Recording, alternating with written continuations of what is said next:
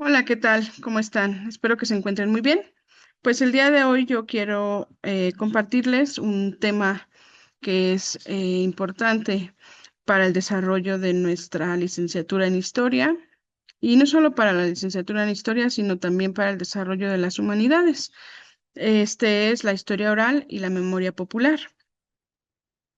Primero que nada tenemos que entender qué es la historia oral y para qué nos sirve y cuáles son las características de manera general.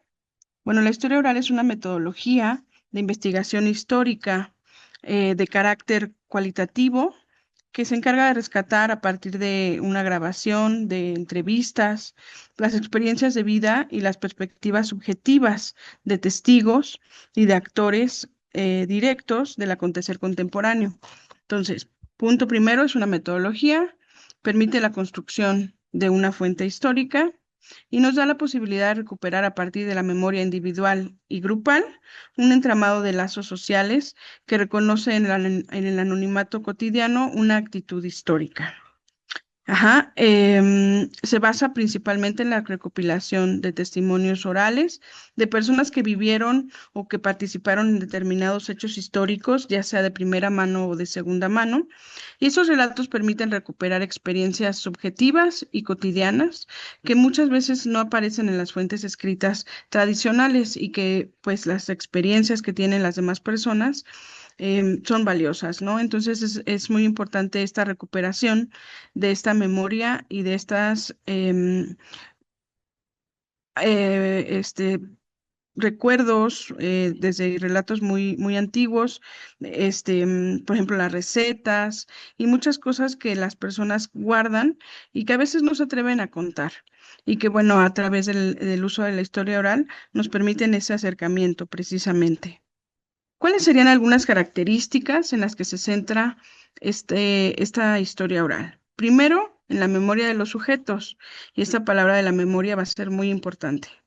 Otra cosa es que aporta una visión más humana y emocional de los hechos, algo que no pasa en otras circunstancias. No podemos acercarnos directamente a las personas si hacemos una investigación a través, por ejemplo, de los textos o de los códices, o si vamos a un archivo, ¿no? La experiencia de la recuperación de la información es muy diferente.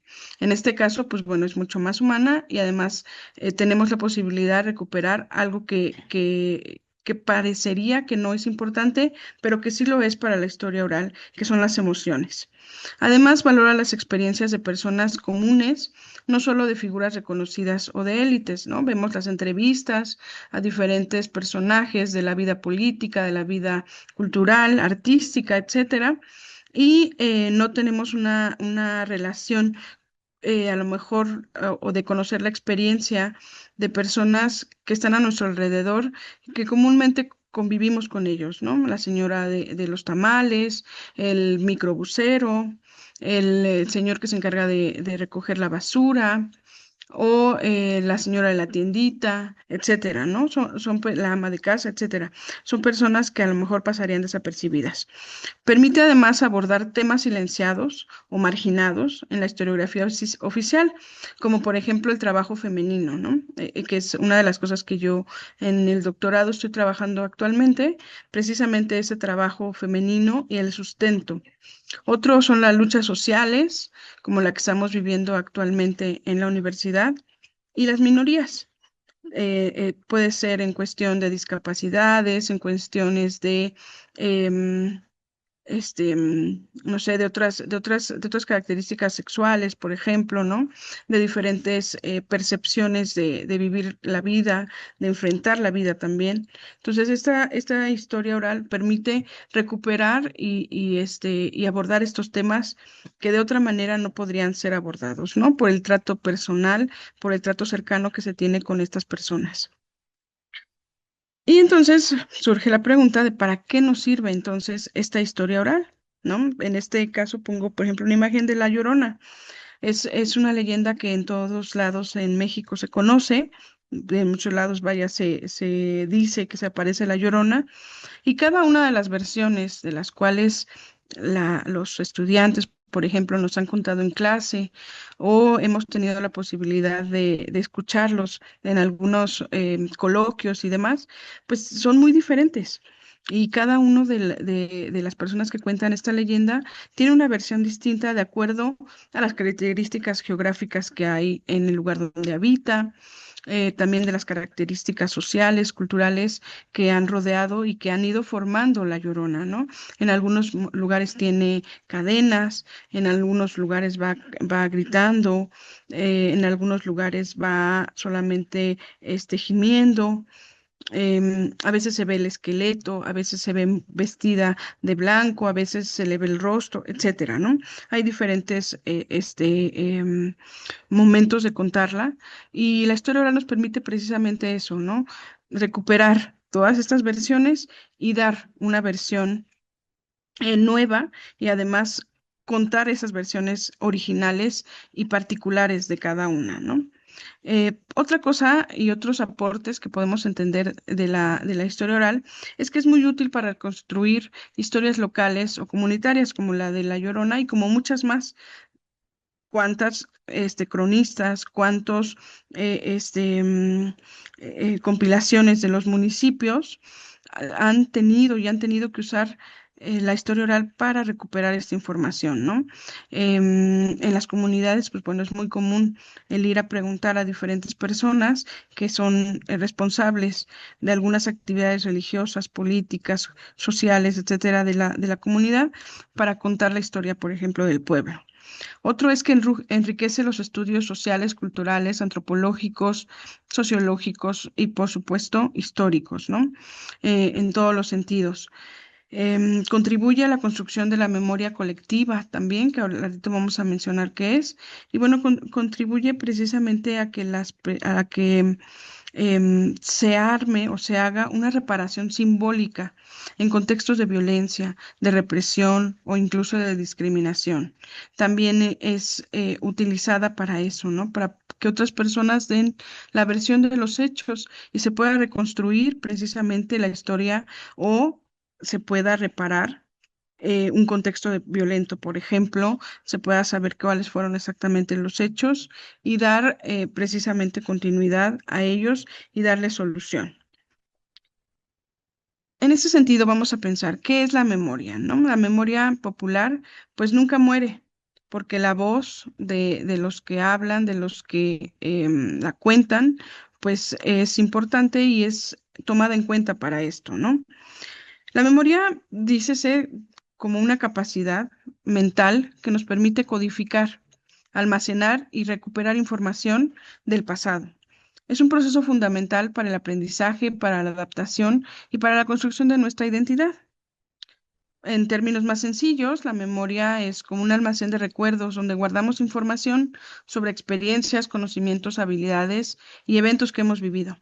Este almacén no es estático, sino que está en constante evolución y cambio a medida que aprendemos cosas nuevas y modificamos nuestras experiencias. La memoria entonces se puede entender a través de tres fases principales. La primera sería la codificación. Este es un proceso de transformar la información en una forma o en una manera que pueda ser almacenada en la memoria. Ajá, estos son los recuerdos.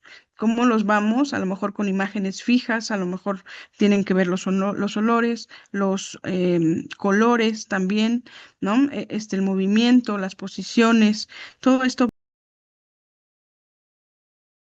vamos a retener la información en la memoria.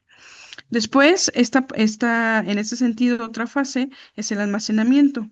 Aquí es la retención de la información codificada, esta información que ya fue señalada y puntualizada en nuestra memoria y, bueno, que va a ser retenida a lo largo del tiempo. Entonces, vamos a ir acumulando en la memoria muchísima información, ¿no?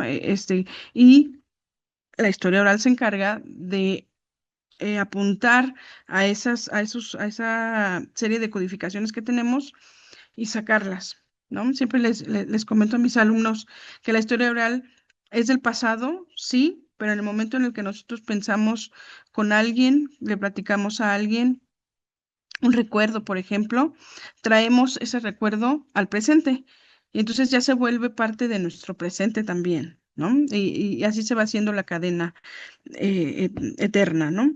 Y bueno, el tercer punto es la recuperación, en donde pensemos que es la capacidad de acrecer, perdón, de acceder a la información almacenada cuando la necesitamos. Y esto va a ser muy importante, ¿no? Porque eso es lo que les digo de la recuperación que vamos a tener de nuestra memoria con preguntas claves, con paciencia, además, que nosotros como investigadores debemos de tener, vamos a ir sacando esos hilos de la memoria de las personas, ajá, que las tienen almacenada y que solamente es cuestión de motivarla, de ponerle algunas palabras, algunos recuerdos, alguna información que nosotros también obtenemos y que ya tenemos de antemano, y esa persona la va a ir jalando, ¿no? Y la va a ir recuperando y nos va a ir contando lo que recuerda sobre un hecho, sobre alguna persona, sobre su misma vida.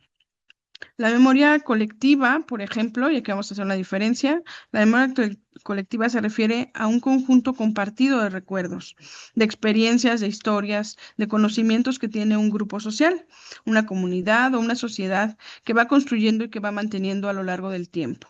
Por eso es tan icónica esta frase del 2 de octubre, no se olvida, porque precisamente la memoria colectiva la vamos alimentando cada año, cada momento, con los recuerdos, con las experiencias, con recordar y remembrar esos momentos. La memoria individual, por su parte, se refiere a la capacidad que tenemos como personas de recordar experiencias, eventos, conocimientos personales del pasado, y es un proceso básicamente interno y único. Cada persona lo vive de una manera diferente. Se construye a partir de las vivencias individuales y de la interacción con el entorno, además.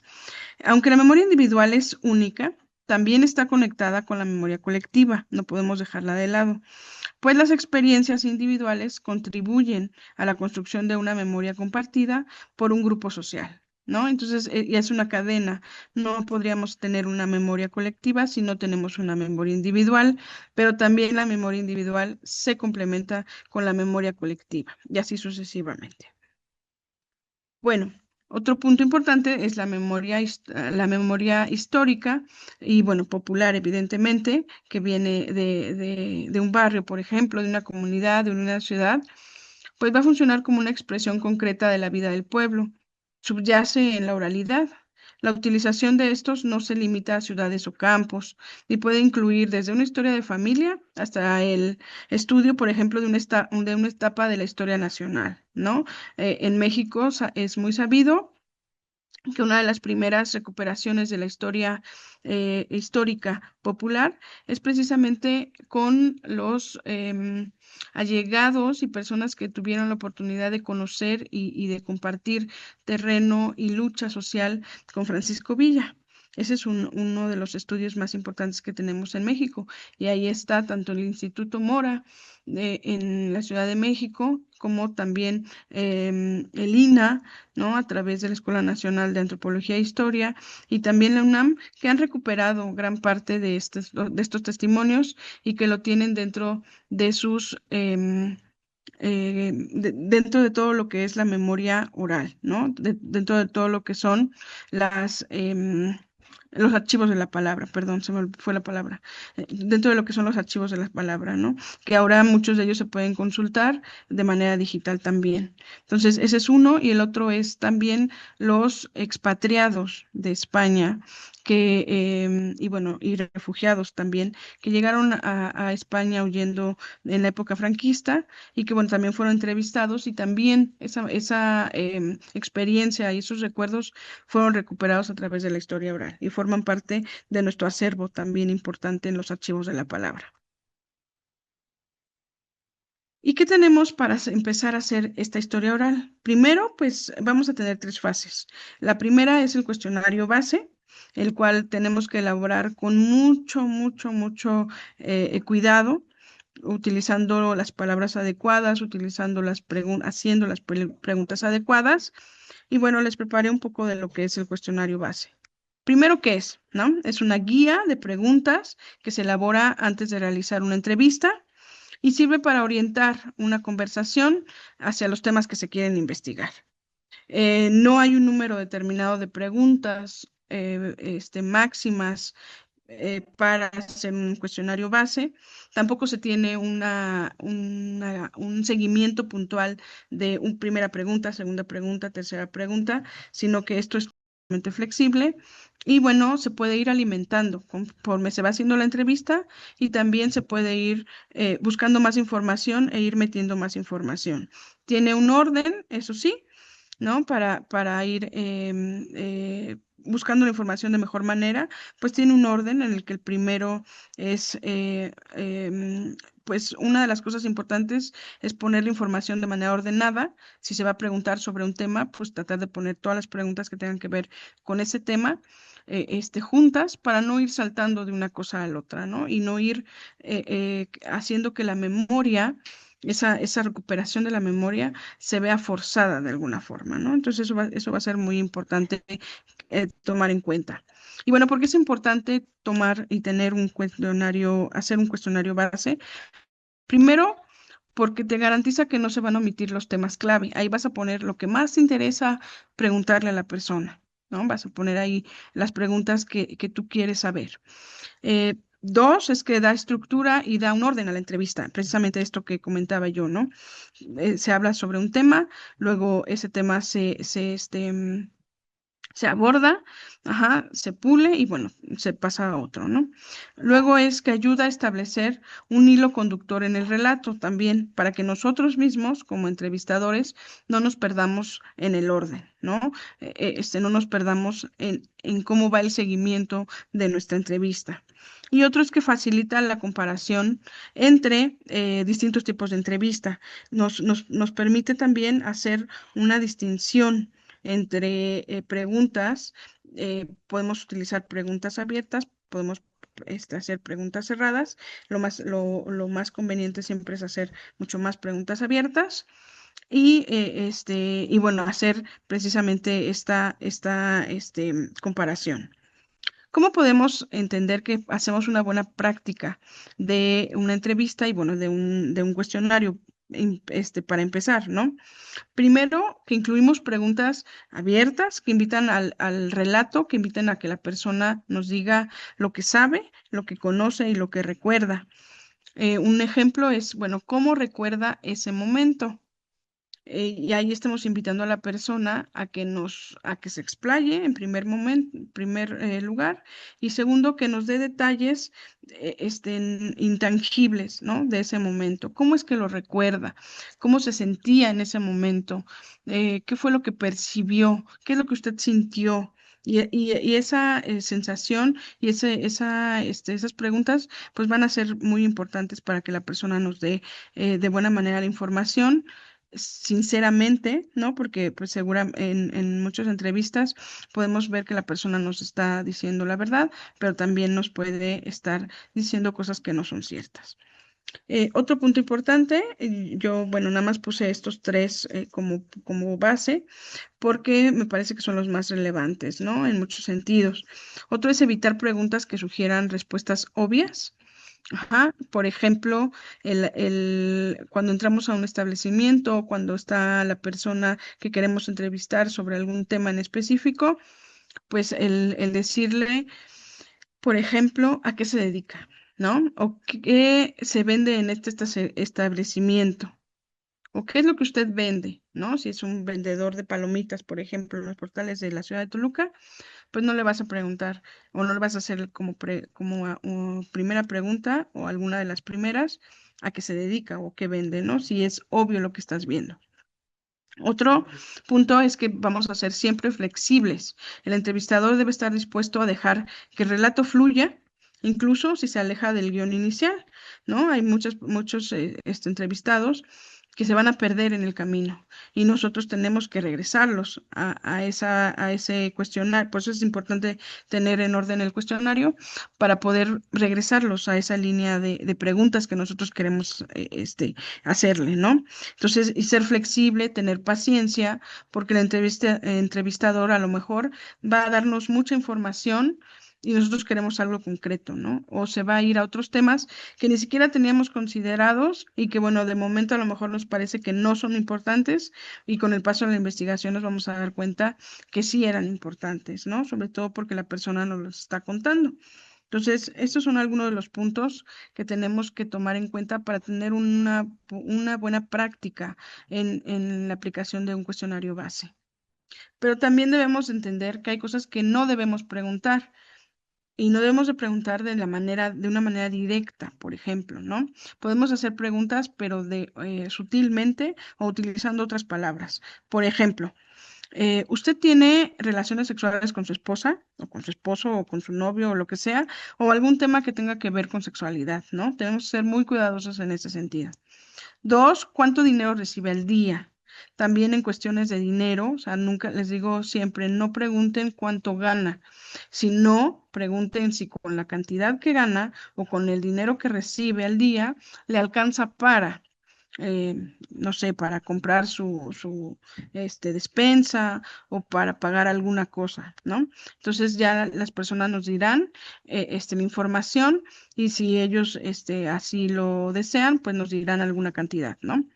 ¿Por qué partido político votará en las siguientes elecciones? Eso también es muy importante tomarlo en cuenta y no hablar sobre política tan enfáticamente para no tener esa intención a lo mejor o que se piense que la intención es preguntar precisamente algo político, ¿no? Otro es cómo fue que perdió la mano en el accidente, por ejemplo. O sea, si vemos que una persona no tiene una parte de su cuerpo, pues tampoco hacer énfasis en eso, ¿no? Si no, podemos preguntarlo de otra manera. Y también otra cosa es la parte religiosa, ¿no? O sea, podemos preguntar de otra manera. Si a lo mejor usted cree en Dios, podríamos preguntarla, pero tenemos que ver cuál es la intención de preguntar o de hacer este tipo de preguntas, ¿no? Precisamente para que no haya una mala interpretación de lo que nosotros queremos realmente obtener de información. Ajá. Y bueno, para nuestro cuestionario base, vamos a tener datos generales. Primero ponemos el nombre del entrevistado, su nombre completo, de preferencia siempre pongamos su nombre completo. Si la persona no nos quiere dar su nombre por alguna razón o ese es el acuerdo de no poner el nombre, bueno, en el nombre del entrevistado no podemos dejarlo en blanco, pero sí podemos ponerle un seudónimo o un nombre que nosotros sepamos, entendamos y nos acordemos siempre de quién fue a quien entrevistamos, ¿no? O sea, la señora de la tiendita La Lupita, por ejemplo, ¿no? O sea, sí podemos ponerle así. Otro dato general podría ser la edad, la ocupación, el sexo o estudios, nivel de estudios, etcétera. Esto dependerá de la investigación que nosotros estemos realizando, ¿no? A lo mejor es para nosotros importante la nacionalidad, a lo mejor es importante si habla algún idioma, a lo mejor es importante si toca algún instrumento, etcétera, ¿sí? El lugar en donde está la entrevista, ajá, de manera general, Toluca, Estado de México, Ciudad de México, no sé, San Cristóbal de las Casas, Chiapas, Ciudad de Mendoza, Argentina, etcétera. Y la fecha en la que se realizó esa entrevista y el nombre del entrevistador. Y también podemos incluir dentro de estos datos generales la clave de audio o la clave de la entrevista, de la cual les voy a hablar un poco más adelante. La segunda etapa es la entrevista. Una entrevista, bueno, es una conversación planificada ajá, entre dos o más personas, donde una de ellas funge como el entrevistador y hace las preguntas para obtener la información o la opinión a la otra persona, y el otro es el entrevistado, quien contesta y quien de manera también espontánea, personal y con base en la información que tiene, pues te contesta, ¿no? Todo esto sobre un tema específico, ¿no? Se utiliza en diversos contextos como la selección de personal, como el periodismo, la investigación, el diagnóstico clínico inclusive, pero una parte muy importante es que la entrevista también se utiliza para la obtención de información relevante para la construcción de aconteceres históricos, ¿no? Entonces, bueno, vamos a tomarla muy en cuenta. ¿Cuáles serían las principales características de una entrevista? Yo pongo aquí tres. Primero, un diálogo estructurado. No es una conversación casual, sino que tiene un propósito definido y una estructura, aunque bueno, esta estructura puede variar, ¿no? No va a ser un intercambio solamente de preguntas y respuestas, ajá, em, en el que uno contesta y el otro responde, sino es más bien un diálogo, ¿no? Este diálogo estructurado del que menciono, en el que efectivamente hay preguntas y respuestas entre ambos, porque inclusive el entrevistado en algún momento puede hacer preguntas al entrevistador y será parte de la entrevista también, ¿no?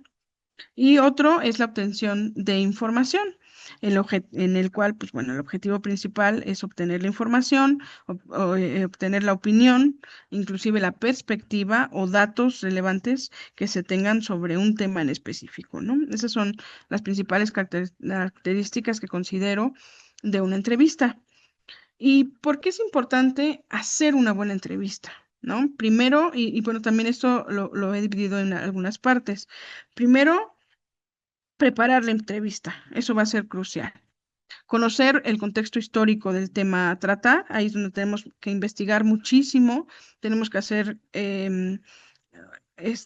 observación, tenemos que hacer investigación documental, archivística inclusive, ajá, y bueno, toda la información escrita que podamos nosotros encontrar para tener un sustento teórico y poder estructurar nuestras preguntas. Después investigar sobre la persona entrevistada, si es posible, a qué se dedica, qué persona, qué tanta información puede tener. ¿No? A lo mejor queremos entrevistarla porque nos parece que es una persona em, muy amable, pero a lo mejor no tiene toda la información que nosotros queremos obtener. Entonces hay que investigar realmente qué características tiene esta persona. La otra sería crear un ambiente de confianza. Eso va a ser muy importante. Ajá, que la persona se sienta segura, que se sienta con toda la confianza de darnos la entrevista y de darnos la información que estamos queriendo nosotros obtener. Ajá. Y después puse también pedir permiso para grabar la entrevista e informarle en ese momento los fines que van a tener la información que nos va a dar, ¿no? ¿Cuál va a ser la finalidad de la información que obtengamos de esa entrevista? Pues se va a publicar un artículo, se va a integrar en un libro, se va a utilizar en una tesis, etcétera, ¿sí? La segunda parte sería que durante la entrevista nosotros escuchemos activamente, no interrumpamos a la persona lo menos posible, que mostremos empatía y respeto y que nos mantengamos de una manera neutral, ¿no? Aunque la persona nos esté diciendo algo con lo que nosotros no compaginemos, no estemos totalmente de acuerdo, bueno, respetar la opinión de esa persona, ¿no? También tener sensibilidad ante recuerdos dolorosos. Es una de las cosas que también manejo mucho con los chicos, con los alumnos en las clases, que debemos de tener mucha sensibilidad porque puede ser que las personas al recordar a parientes que ya no están, a momentos trágicos de su vida y demás, pues bueno, lloren, por ejemplo, ¿no? O se enojen. Y entonces tenemos que tener la sensibilidad y la conciencia de respetar esos momentos. Por eso pongo el siguiente punto, que sería permitir silencios, Pueden ser momentos de reflexión significativos y bueno, hay que dar un tiempo para que la persona se calme, para que la persona ya tranquila nos pueda seguir relatando la información, ¿no? Y el otro momento sería después de la entrevista, que sería transcribir el testimonio de forma fiel, tal y cual la persona nos lo está diciendo. Ajá. Otro es validar con la persona entrevistada si así lo desea, o sea, si la persona quiere que nosotros le compartamos la información, validarla con ellos, si dijo realmente esto o no, que muchos quieren ver que lo que te dijeron, pues, sí sale tal cual, ¿no? En el escrito. Y otro es en analizar el contenido, pues cruzándolo con otras fuentes. Estas fuentes, les digo, pueden ser escritas para construir un relato, una investigación, pues muchísimo más amplia, más completa, ¿sí? Entonces, esto también es importante. Si las personas no nos dejan grabar por alguna razón, después de la entrevista debemos de sentarnos, no 3 horas perdón, no 2 días después, ajá, una semana después o un mes después, sino unas horas después, máximo, o sea, desde el momento en el que hacemos la entrevista, para transcribir, para escribir las ideas de lo que la persona nos dijo, como si estuviéramos llenando el cuestionario base, ¿no? Y poner ahí la información que la persona nos está dando. También, pues, no confiarnos todo el tiempo en que el audio va a servir. Eso también va a ser importante. Entonces, también podemos llevar una libreta, una pluma. Siempre les digo, lleven una libreta, un lápiz, pero que el lápiz tenga punta. Será importante. Y la tercera etapa es la transcripción, que es una de las más importantes también, ¿no? En historia oral, bueno, la transcripción de una entrevista es la conversión del contenido hablado de una grabación, ya sea un audio o un video, a texto escrito. Este proceso va a transformar el diálogo de la entrevista en un documento textual. Esto facilita el análisis, la interpretación y además, una de las cosas muy importantes de la historia, de este punto, ¿no? De la historia oral, es la preservación de la información obtenida. Solamente vamos a poder preservar la información de los audios o de los videos que nosotros hicimos durante nuestra entrevista si la ponemos dentro de un.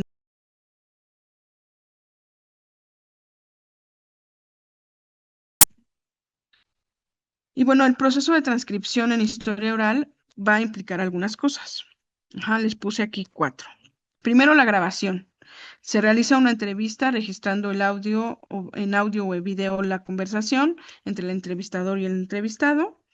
Les digo, si no tenemos la grabadora, si no podemos tener audio, bueno, hacemos una guía de entrevista, hacemos nuestra transcripción escrita, hacemos un guión de entrevista en el que pongamos nosotros la información que nos está dando la persona. Conforme la persona lo va diciendo, pues vamos poniendo algunas ideas que posteriormente, al terminar la entrevista, podemos complementar. Ajá. Después, bueno, la transcripción convierte la grabación a texto escrito utilizando diferentes métodos. En este caso, bueno, ya antes se hacía de manera manual, ahora ya puede ser automatizada porque ya podemos meter el audio a diferentes aplicaciones, ¿no? De inteligencia artificial y demás, y nos van a hacer la traducción inmediata de nuestro texto, inclusive en el WhatsApp, ¿no? Otro es, bueno, la edición y el formato. Ahí vamos a ajustar el texto para que tenga una claridad mejor, para que tenga una precisión mejor. Y vamos a incluir la puntuación, tomar en cuenta la ortografía y en algunos casos también la representación de sonidos no verbales. Esto en historia oral es crucial, es muy importante, que también los silencios, que también estos llantos que mencionaban, también inclusive las palabras antisonantes, ¿no? Las groserías, también sean puntualizadas dentro de nuestro texto, que también sean documentadas, vaya, y registradas de esa manera, ¿no? Y otros sonidos que la persona haga y que sean relevantes además para entender a la persona, para entender y que, bueno, cuando nosotros leamos nuestra transcripción, estemos junto a la persona que la está haciendo, ¿no? Que tengamos esa posibilidad de sentir la entrevista. Y bueno, finalmente está el análisis. El texto escrito se utiliza precisamente para analizar el contenido de la entrevista, identificar temas claves y comprender las experiencias y perspectivas del entrevistado. Y de ahí obtenemos nosotros la información que va a ser importante para nuestra investigación y la pasamos a nuestro texto ya de investigación formal. La transcripción es crucial en la historia oral, definitivamente porque preserva la memoria, permite conservar experiencias y recuerdos de las personas, especialmente aquellas que podrían no estar documentadas en fuentes escritas. Otro es que facilita el análisis, proporciona un documento textual que puede ser analizado, interpretado por investigadores y otros interesados y además de manera más práctica. Garantiza la precisión porque permite verificar la información y garantiza que la narrativa del entrevistado pues quede ahí plasmada fielmente. También permite la diseminación. El texto transcrito puede ser utilizado para compartir la historia oral con un público muy amplio a través de publicaciones, de presentaciones, una historia de vida, por ejemplo, una genealogía y demás herramientas que podemos nosotros tener dentro de lo que es la historia de manera general, ¿no? Las ciencias sociales de manera general.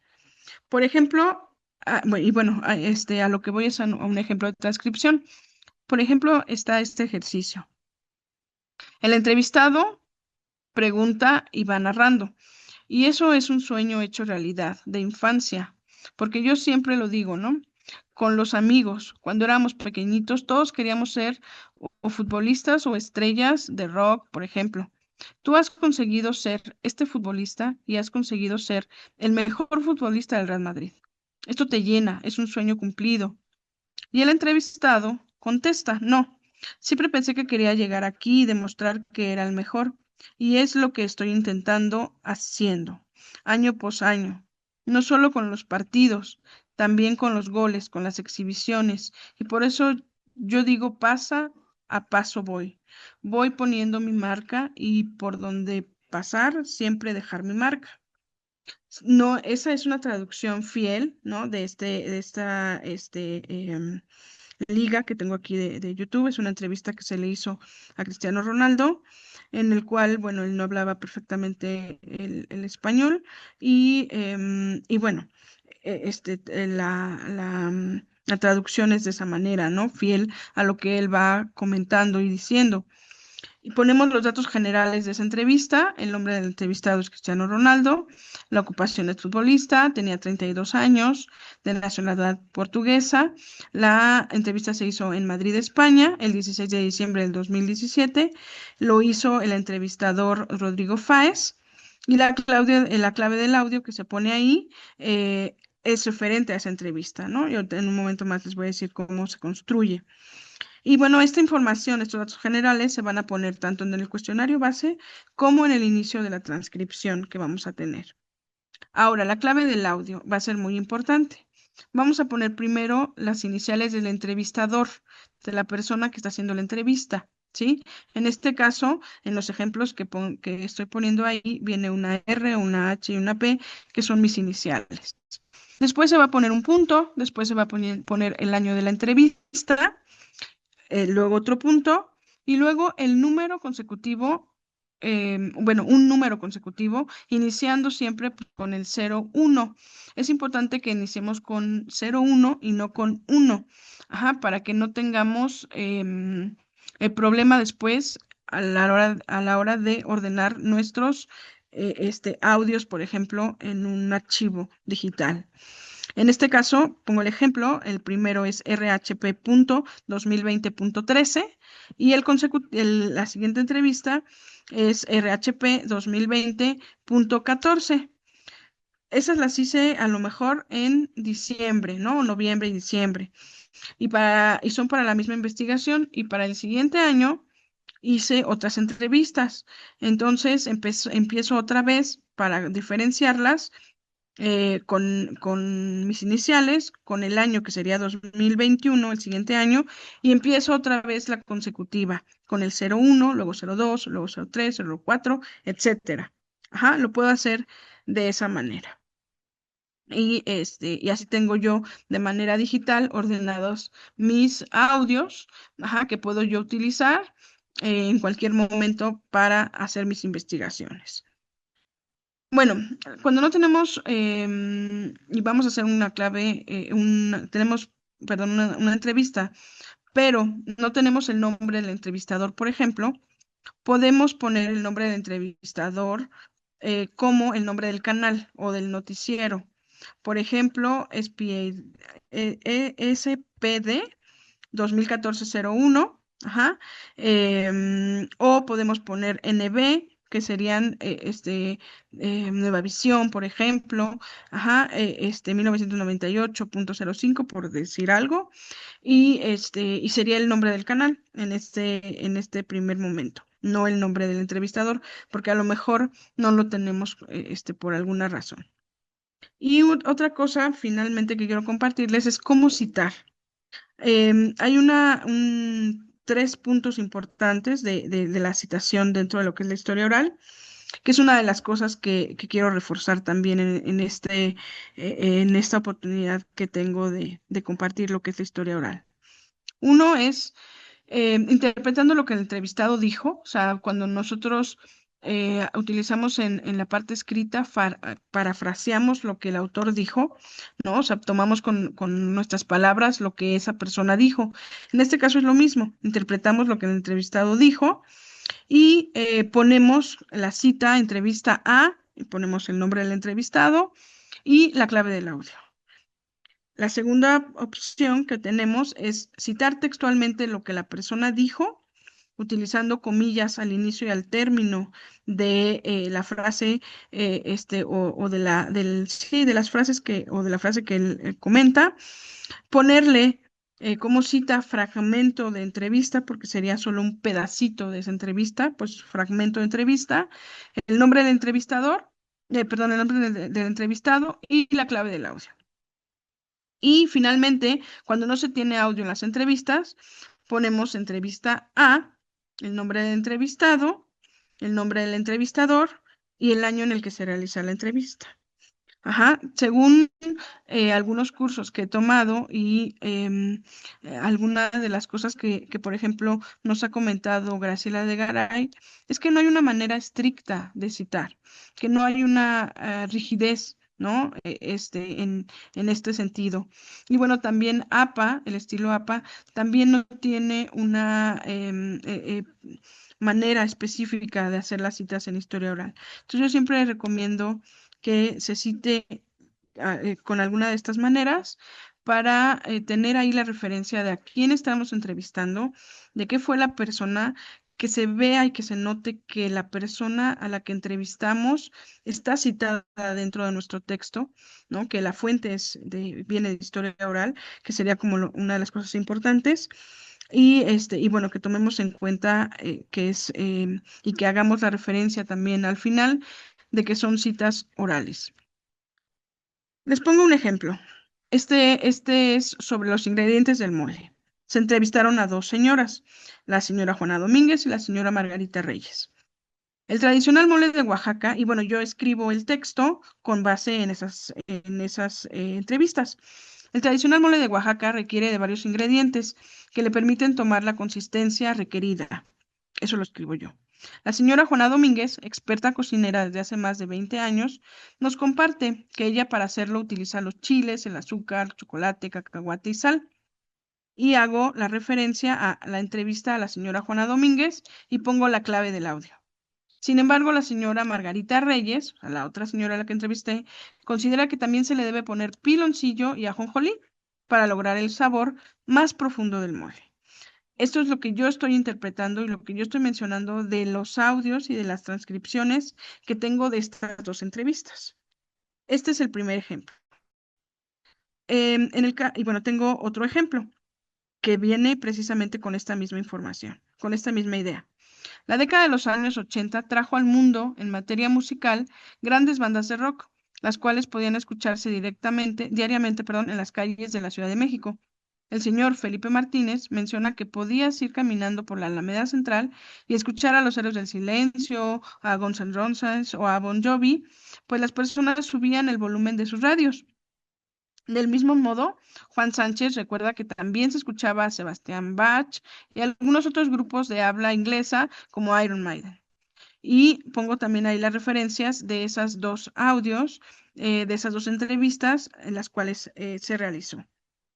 Para el primer ejemplo, que era del mole, ahora les pongo el segundo ejemplo. El tradicional mole de Oaxaca requiere de varios ingredientes que le permiten tomar la consistencia requerida. La señora Juana Domínguez, experta cocinera desde hace más de 20 años, nos comparte que, abro comillas, pues lleva varios chiles, azúcar, chocolate, cacahuate y pongo 3 puntos porque me dijo ahí, y otra cosa que no me acuerdo, pero espérame, déjame ver qué era. Ah, sal. Entonces, esa parte déjame ver, no me acuerdo, espérame tantito, eso no lo pongo y lo sustituyo por los 3 puntos y bueno, le pongo la sal. Claro que esta es una frase muy chiquita, ajá, es solo una referencia para ponerle comillas y demás, ¿no? Lo ideal sería utilizar la primera cita. Sin embargo, la señora Margarita Reyes considera que también debe llevar otros ingredientes. Y entonces cito a la señora, a lo que me está diciendo la señora Margarita. También debe llevar el piloncillo y el ajonjolí para lograr un sabor más profundo. Y entonces, y bueno, y sigue la información que ella me dio, por eso le pongo ahí los 3 puntos. Para el otro ejemplo de la cultura de la música, por ejemplo, la década de los años 80 trajo al mundo en materia musical grandes bandas de rock, las cuales podían escucharse diariamente en las calles de la Ciudad de México. Al respecto, el señor Felipe Martínez menciona que podías ir por las calles escuchando a los Héroes del Silencio, Guns N' Roses y Bon Jovi, y pues las personas subían el volumen de sus radios. Del mismo modo, el señor Juan Sánchez recuerda a otros grupos de rock que también se escuchaban en esta época. Y igual, ¿no? Se vuelven a abrir las comillas. Y recuerdo que también se escuchaba a Sebastian Bach y algunos otros grupos en inglés como Iron Maiden. Y bueno, hago la referencia, si se fijan aquí, la referencia viene fragmento de la entrevista al señor Felipe Martínez y la clave del audio. Y la otra también, fragmento de la entrevista al señor Juan Sánchez y la clave del audio. Esos serían dos ejemplos de cómo podemos citar y ir construyendo además la historia, la transcripción, irla metiendo en nuestro texto de lo que nosotros queremos hablar. Un ejemplo más es sobre lo que teníamos antes del mole. El ejemplo 3 sin audio, sería, por ejemplo, el tradicional mole de Oaxaca, requiere de varios ingredientes que le permiten tomar la consistencia requerida. La señora Juana Domínguez, que es experta cocinera desde hace más de 20 años, nos comparte que ella para hacerlo utiliza chiles, azúcar, chocolate, cacahuate y sal. Y abajo le voy a poner entrevista a la señora Juana Domínguez y no le pongo clave de audio porque no tengo. Entonces le pongo mi nombre completo y el año en el que se realizó la entrevista. Lo mismo para la señora Margarita Reyes. Y bueno, al final tenemos nosotros las referencias orales que van a ser muy importantes tomarlas en cuenta. Tener siempre la clave del audio, cómo debemos de construirla con nuestras iniciales, porque ahí estamos dándole la autoría a ese audio, pero también estamos dándole peso a la persona que a la persona a la que estamos entrevistando, ¿no? Dándole o asignándole una referencia que podrá ser utilizada no solo por nosotros, sino también por otras personas, cuando compartamos, por ejemplo, los audios. Y otro, en nuestras referencias, al final de nuestra investigación, las referencias orales tienen un apartado también, así como ponemos referencias digitales o hemerografía, etcétera, o referencias bibliográficas, claro. Debemos poner también referencias orales y en ese apartadito poner nuestras claves, los nombres de las entrevistas, de las personas a quienes entrevistamos, por ejemplo, entrevista a la señora Juana Domínguez y la clave del audio que utilizamos para que tenga de esa manera un respaldo, ¿no? de la información que nosotros estamos obteniendo que tenga validez también a la hora de citar la historia oral, que va a ser sumamente importante. Y bueno, podamos nosotros precisamente hacer un buen uso de todas estas herramientas que la historia oral nos da.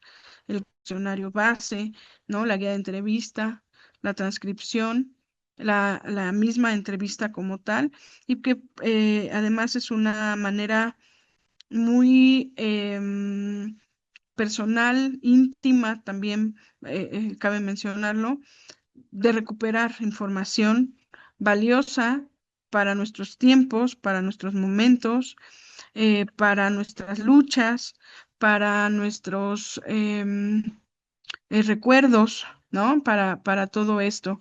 Yo les dejo finalmente un ejercicio que ustedes pueden hacer guiándose de la información que les he compartido el día de hoy.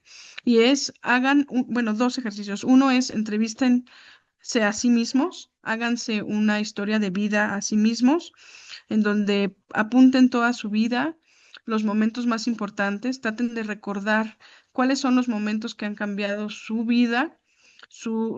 Y que los hace ser lo que son en la actualidad. Y dos, entrevisten a sus padres, hagan ese ejercicio de cómo se conocieron, en qué momento unieron sus vidas, cómo fue que empezaron a construir sus primeros trabajos, de dónde vienen, y van a crear un lazo muy importante familiar, uno, y dos, van a recuperar gran parte de su historia personal y de su historia colectiva. Así que yo les dejo esas dos tareas, esa parte, y claro, también les recomiendo y les solicito que si en algún momento pueden, por favor, se acerquen conmigo para revisar cuestionarios base, para hacer guías de entrevista y con muchísimo gusto yo les apoyo. Ya saben dónde encontrarme en la Facultad de Humanidades. Muchas gracias.